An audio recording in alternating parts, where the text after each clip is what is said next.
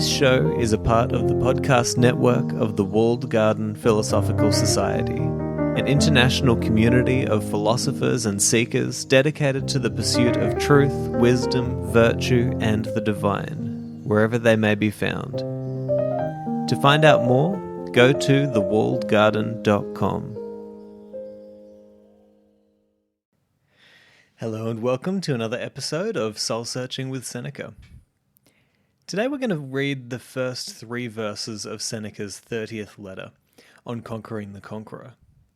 And in these verses he's basically introducing a friend of his who he's watching grow old.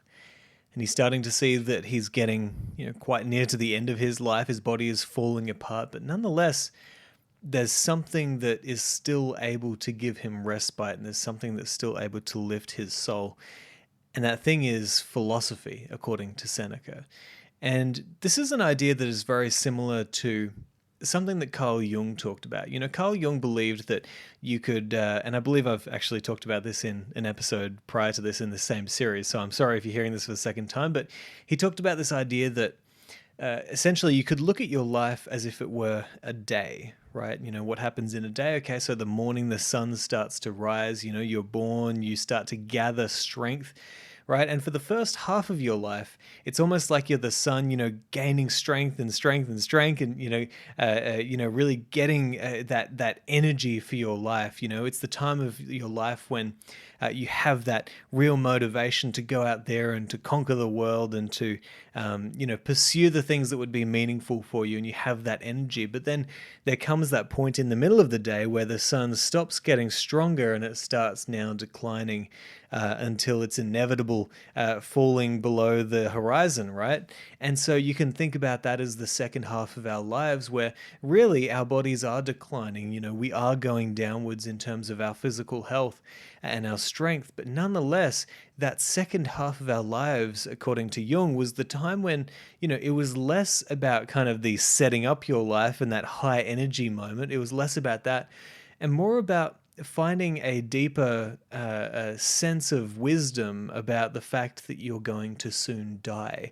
It was about coming to terms with some of the bigger questions that we all wrestle with in life. And so, of course, this isn't, it's not as if you have to wait until the second half of your life to pursue philosophy, but it's certainly an interesting way to look at our lives, that we need to find some way, whether it's through philosophy or religion or getting more heavily involved in our community and having a support group around us. These are ways that we can really fortify ourselves against the inevitable, bodily decline that will befall all of us in the second half of our lives. And so hopefully you can see the same kind of thread that flows through Seneca's writings in these few verses, where he really is saying that even despite the inevitable tragic decline in life, there are things like philosophy that can keep our spirits high and can keep us engaged with life. So anyway, he says the following, quote, "I have beheld Aufidius Bassus, the noble man, shattered in health and wrestling with his years. But they already bear upon him so heavily that he cannot be raised up. Old age has settled down upon him with great, yes, with its entire weight. You know that his body was always delicate and sapless. For a long time he has kept it in hand, or to speak more correctly, has kept it together. Of a sudden it has collapsed. Just as in a ship that springs a leak, you can always stop the first or second fissure, but when many holes begin to open and let in water, the gaping hull cannot be saved. Similarly, in an old man's body, there is a certain limit up to which you can sustain and prop its weakness.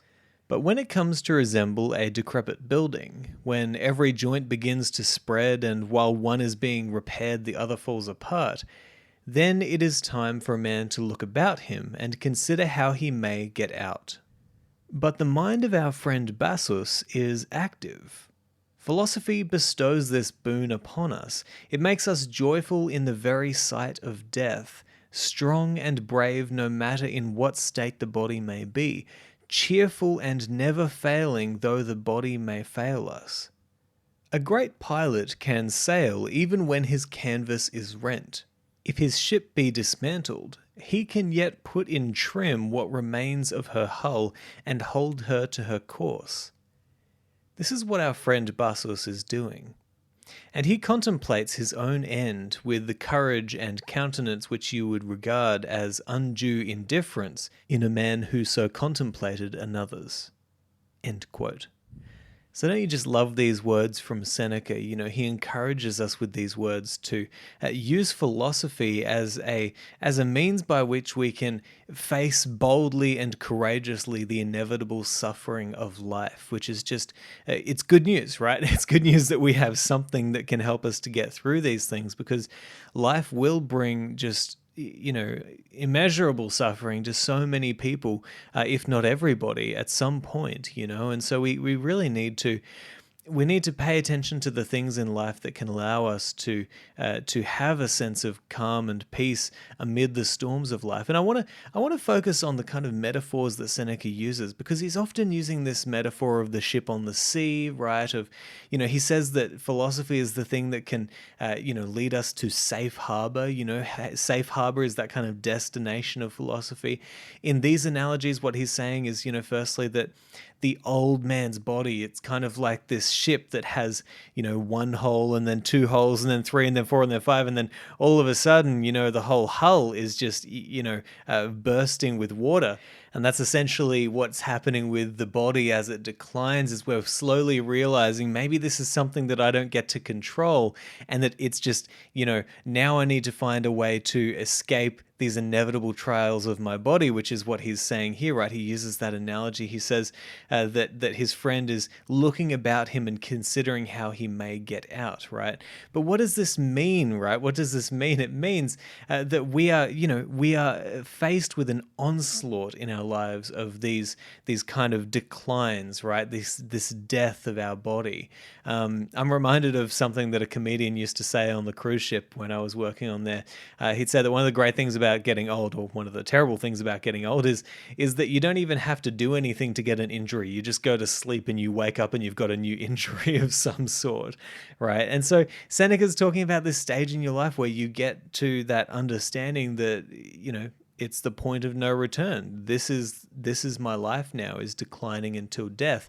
And that knowledge that you're going towards death, or getting a lot closer than you may have been at other times in your life, should point you to the question, well, what do I have at my disposal to help me to get through this inevitable, perilous reality that I'm now in, right? Which you've always been in, right? And according to Seneca, and certainly according to myself, that is philosophy. The saying in the Bible is, men do not live off bread alone. Well, that's true. We also live off philosophy and theology and culture and art and music and community and family and all these things that we can bring around us that can help us to get through the inevitable trials of life. That is the stuff that we also live off, right? And we need to recognize that. And so Seneca goes on to talk about this, or he gives us this further, this metaphor about the skilled pilot, right, of the ship, who, even if there's cracks in the hull, right, he's able to piece it together, right, and make sure that he can just safely guide it into the destination. And so again, this is about how can we put the pieces together for our lives and make sure that even if our body is falling apart, even if we're facing all kinds of external challenges, right, challenges of the body, challenges outside of ourselves as well, even amidst those circumstances, we can put the pieces of ourselves together and guide ourselves to a safe harbor where we will be able to experience a little bit more calm on this perilous journey called life. And so with that said, keep that metaphor in your mind. Philosophy is the thing that gets us to put the pieces of our life together. It mends the holes in our hull, right? It mends the patches that have been ripped in our sails, right? And if we can do that with philosophy, then we can guide ourselves safely to a destination of eudaimonia, that flourishing life, that flourishing existence, that meaningful existence, where the suffering of life is justified, right? And so I'm going to leave it there. I hope you've enjoyed this, and I will talk to you in the next episode.